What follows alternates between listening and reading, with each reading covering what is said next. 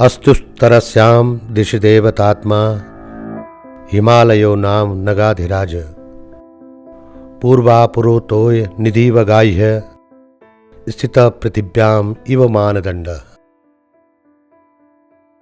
पर्वतराज हिमालय को, जहाँ इसकी ऊंचाई और विशालता के कारण इसे धरती का मानदंड कहा गया है, वहीं हिमालय पर्वत श्रृंखला का उत्तराखंड भूभाग भी संपूर्ण विश्व की संस्कृतियों, धर्मों और विविधता और एकता का मानदंड भी है। मात्र 54,000 वर्ग किलोमीटर क्षेत्रफल में बसे 16,800 गांव, 100 नगर कस्बों और 13 जनपदों में बसने वाली 1 करोड़ की जनसंख्या का यह एक सूक्ष्म स्वरूप है। परंतु दुनिया के सभी धर्म, संस्कृति, कला, साहित्य, सभ्यता और विविधता को अपने में समेटे हुए इसका विराट स्वरूप भी है।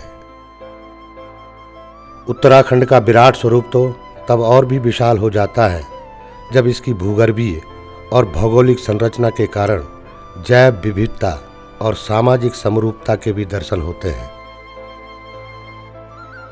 उत्तराखंड की अपार प्राकृतिक संपदा और नैसर्गिक सौंदर्य ने युगों युगों से अनेक मानव सभ्यताओं को अपनी ओर खींचा।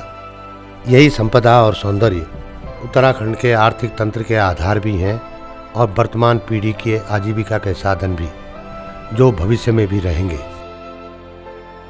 परंतु एक ओर जहां ज्ञान, विज्ञान, तकनीक, यातायात, पाश्चात्य बाजारू संस्कृति ने और विश्वीकरण के सिद्धांतों ने किसान और कारीगरों को एक उपभोक्ता बना दिया, वहीं ग्रामीण क्षेत्रों के कुटीर उद्योगों को जड़मूल समाप्त कर गांवों को वीरान और ग्रामीणों को बेरोजगार बना दिया।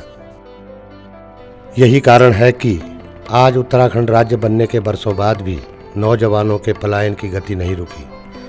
पहले नौजवान अकेले ही पलायन करता था, अब सपरिवार स्थायी रूप से पलायन करने लगा है। इस तेजी से बढ़ते पलायन का कारण स्थानीय स्तर पर रोजगार उपलब्ध न होना माना जाता है। परंतु रोजगार तो स्थानीय संसाधनों, तकनीकी ज्ञान, राज्य की नीतियों और बाजार की मांग का एक उत्पाद है, जो कालांतर में कुटीर उद्योग तथा हस्तशिल्प के रूप में उत्तराखंड हिमालय में अपनी चरम सीमा पर था। तब स्थानीय उत्पाद और हस्तशिल्प वस्तुओं की मांग और शिल्पी कारीगर अपने अपने हुनर से अपने रोजगार में व्यस्त थे। मिट्टी, पत्थर, लकड़ी, ऊन, रेशा, लीशा, कला, संगीत के कलाकार और खेत खलिहानों के किसान अपने आसपास के संसाधनों पर निर्भर ही नहीं, आत्मनिर्भर भी थे। परंतु धीरे धीरे बाजारू संस्कृति पनपने लगी। शहरी और ग्रामीण बाजार आयातित वस्तुओं से भर गए और धीरे धीरे स्थानीय उत्पाद और हस्तशिल्प लुप्त होते चले गए। सांस्कृतिक परंपराएं और विरासत भी ध्वस्त होती चली गई। इसी सोच के कारण उत्तराखंड राज्य आंदोलन के समय वर्ष 1994-95 में कुछ गिने चुने बुद्धिजीवियों और ग्रामीण कारीगरों के समूह ने स्थानीय संसाधनों, उद्यमियों और कारीगरों ने लुप्त होते जा रहे शिल्प और स्थानीय उत्पादनों की पहचान के प्रयास किए, उन्हें बाजार में उतारा और इस कहावत को प्रमाणित कर दिखाया कि जो दिखता है वो बिकता है।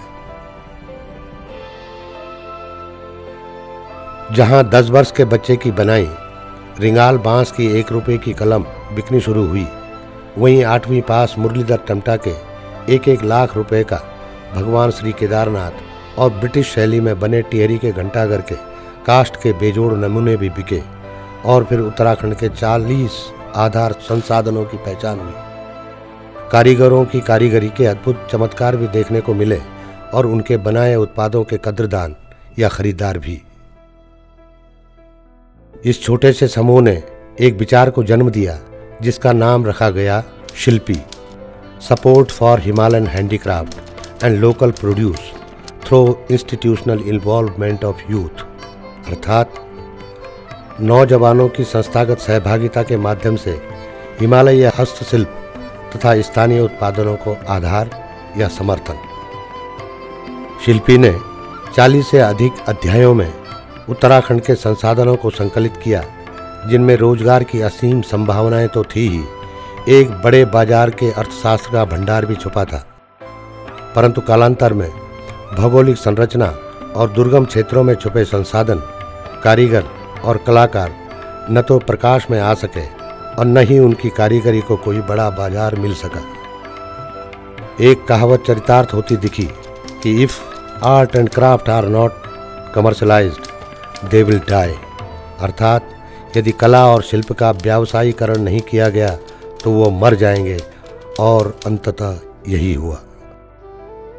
शिल्पी समूह द्वारा कला, शिल्प और स्थानीय संसाधनों के 40 अध्यायों की पड़ताल से मालूम हुआ कि कुछ शिल्प और कला लुप्त होने के कगार पर हैं, कुछ संसाधन कुटीर उद्योग के रूप में विकसित हो रहे हैं और कुछ संसाधन अपने जन्म और विकास की दौड़ में हैं।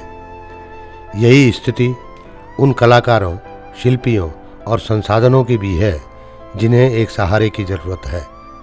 अलग अलग सभ्यताओं और संस्कृतियों के कलाकार और शिल्पी आज भी मिट्टी में बीजों की तरह दबे हैं, जो उचित अवसर मिलने पर अंकुरित होकर एक बड़े वृक्ष के रूप में जन्म लेंगे, जिनमें फूल खिलेंगे, फूल आएंगे, फल आएंगे और फिर कई बीज पैदा होंगे। इसी आशा के साथ शिल्पी नाम से इस दस्तावेज का संकलन किया गया, जिसका मुख्य उद्देश्य संसाधनों की तथा शिल्पी, कलाकार और रचनाधर्मियों की पहचान के साथ ही उन्हें प्रकाश में लाना भी है। उत्तराखंड के निवासी, प्रवासी, पर्यटक और उपभोक्ता इन संसाधनों और वस्तुओं के प्रति आकृष्ट हों और उनकी बाजार में मांग बढ़े, जिसे आने वाली पीढ़ी अपने रोजगार का साधन बना सके। इसी तारतम्य में द्वितीय खंड में जहां उत्तराखंड के धातु आधारित शिल्प में, जिसमें सोना, चांदी, लोहा, तांबा और पीतल के पारंपरिक उद्योग हैं, वहीं तृतीय खंड में पारंपरिक ऊनी, सूती, भंगेला तथा कांडाली, बिच्छू घास आदि रेशे के हथकरघा आधारित उत्पाद भी दिखेंगे। चौथे और पांचवें खंड में पारंपरिक फसलों तथा वना आधारित संसाधनों की विविधता का भंडार होगा। वहीं छठे खंड में उत्तराखंड की अद्वितीय, अविस्मरणीय तथा आश्चर्यजनक भू आकृतियों के साथ पुरातन अद्वितीय स्मारक और भवन भी संकलित किए गए हैं। शिल्पी का सातवां खंड तो उत्तराखंड के लोकमानस को समर्पित है, जिसने हजारों वर्षों से एशिया तथा यूरोप महाद्वीप की सभ्यता और संस्कृति को अपने में आत्मसात किया है।